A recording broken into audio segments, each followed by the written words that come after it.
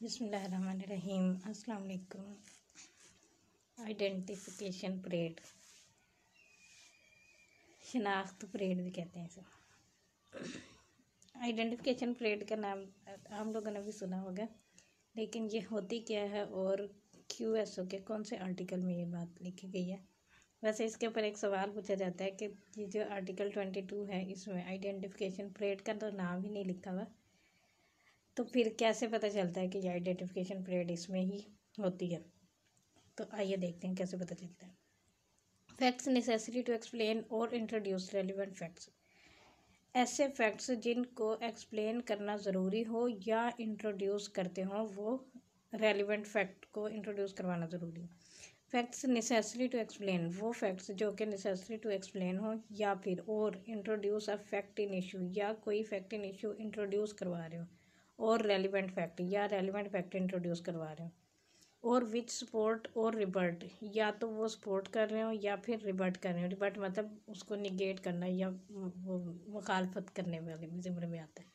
And inference, कोई नतीजा suggested by a fact in issue, कोई ऐसा नतीजा जो कि सजेस्ट किया है किसी फैक्ट इन इशू ने और रेलिवेंट फैक्ट या किसी रेलिवेंट फैक्ट ने। और which establish the identity of anything, किसी भी चीज़ की शनाख्त। यहाँ से वो ये प्रिंसिपल डिराइव हुआ है आइडेंटिफिकेशन परेड का, कि किसी भी चीज़ की एनीथिंग मतलब किसी चीज़ की शनाख्त भी, जैसे कि वो अगर कोई भैंस चोरी हो जाती है किसी की, या कोई जानवर चोरी हो जाता है, या कोई मूवेबल प्रॉपर्टी चोरी हो जाती है जिसकी वो बज़ाहिर कोई शनाख्त नहीं होती, लेकिन जो उसका ओनर होता है ना, उसको उसकी शनाख्त होती है, तो फिर उस चीज़ को वो एनिमल, आपको पता है PPC ने उसमें काउंट किया है। लिविंग थिंग में तो आता है, लेकिन ह्यूमन बीइंग वाले उसमें नहीं आता है। एनिमल की चोरी वगैरह ये चोरी चीज़ों में शुमार हो जाती है। तो उसकी आइडेंटिटी के लिए वो आइडेंटिफिकेशन परेड करवाई जा सकती है।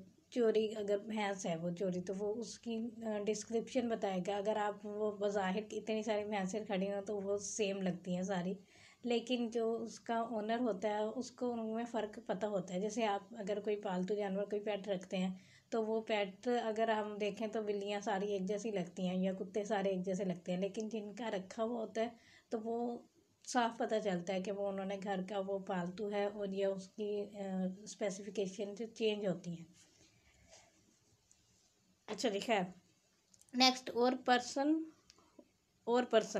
से मुराद किसी भी, ये पीछे से मिला के पढ़ा जाएगा। जब भी कॉमा होता है, कॉमा के बाद वाली जितनी भी लाइन होती है वो अगले कॉमे तक सारी मिला के पढ़ी जाती है। जैसे कि और which establish the identity of anything or person, किसी भी चीज़ की आइडेंटिटी या पर्सन की। हुज आइडेंटिटी इज़ रेलिवेंट, जिसकी आइडेंटिटी जिसकी शनाख्त रेलिवेंट हो, मतलब उस केस में।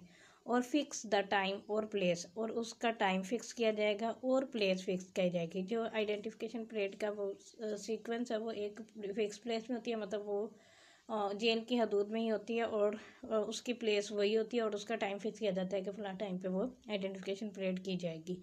Eight which any fact in issue और रेलिवेंट फैक्ट हैपन्ड, और उसके अलावा वो टाइम और प्लेस जहाँ पर वो वक़ुआ हुआ था। जैसे कि मतलब ये आइडेंटिफिकेशन परेड मोस्टली रॉबरी या डकैती वाले केसेस में होती है, क्योंकि रॉबरी डकैती ज़्यादातर ऐसे टाइम और प्लेस पे होती है या ऐसी जगह पर होती है जहाँ पर कोई गवाह मौजूद नहीं होता।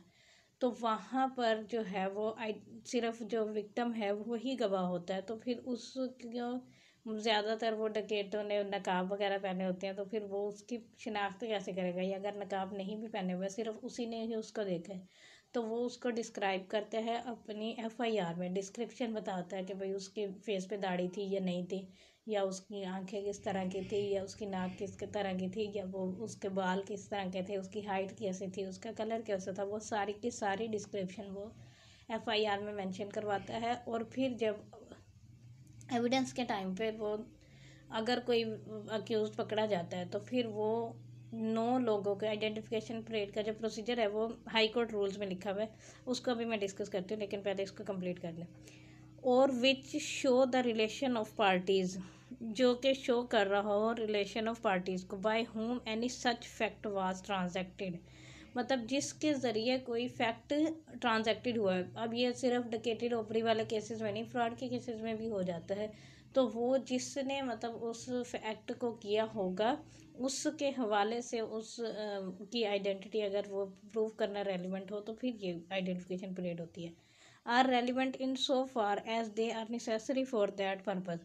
तो ये सारी चीज़ें क्या होंगी, रेलिवेंट होंगी और ये नेसेसरी होंगी किस पर्पज़ के लिए, उस फैक्ट इशू को प्रूव करने के लिए। अब थोड़ा सा आइडेंटिफिकेशन पीरियड का मेथड डिस्कस कर लेते हैं। इसमें होता ये है कि वो मजिस्ट्रेट रिकॉर्ड करता है आइडेंटिफिकेशन पीरियड, और 9 डमीज़, डमीज़ मतलब 9 लोग उसी तरह की हाइट वाले, उसी तरह की एज वाले, उसी तरह की सिमिलैरिटी वाले लोग खड़े किए जाते हैं एक ही लाइन में। तो वो 9 लोगों को एक ही लाइन में खड़ा कर दिया जाता है और उसके बाद उसका वो जो विक्टिम होता है उसे बुलाया जाता है और उसे पूछा जाता है कि भाई इन 9 लोगों में से आपका मुलजिम कौन सा है। तो फिर वो जिस मुलजिम के ऊपर हाथ रख देता है वो उसके हवाले से फिर वो जो मज़ीद जो मतलब करॉबरेटिव एविडेंस है वो उसको मिलाई जाती है। अगर वो भी सेम होती है तो फिर उसको सज़ा मिलती है। अदरवाइज़ अगर वो अक्यूज़ जो है वो अकेला है, वो सॉरी विक्टिम अकेला है या फिर विक्टिम के साथ और भी 2 लोग मौजूद थे, तो फिर उन दोनों लोगों की भी अलग अलग आइडेंटिफिकेशन पीरियड करवाई जाएगी। और फिर वो जो 9 लोग हैं उनको कहा जाएगा कि वो शफल करके खड़े हो जाएं, या फिर उन 9 में से कोई और भी ऐड किए जा सकते हैं। 9 लोग, उसमें एक वो अक्यूज़ड मतलब जिसके ऊपर शक हो वो, और बाकी और लोग होते हैं। तो फिर अगर वो तीनों लोग 2-3 लोग जितने भी हैं वो तीनों लोग सेम बंदे के ऊपर हाथ रख दें तो फिर वो मतलब समझा जाता है कि वो प्रिज्यूम किया जाता है कि वो ट्रू ही है, क्योंकि तीनों लोग अलग अलग एक ही बंदे को कैसे वो शनाख्त कर सकते हैं। ठीक हो गया। आगे इसकी इलस्ट्रेशंस है वो आप पढ़ लें। अगर नहीं समझ आती तो मैं इलस्ट्रेशंस के ऊपर भी एक अलग से लेक्चर बना दूँगी। नेक्स्ट जो है नेक्स्ट लेक्चर में पढ़ेंगे। Okay, thank you for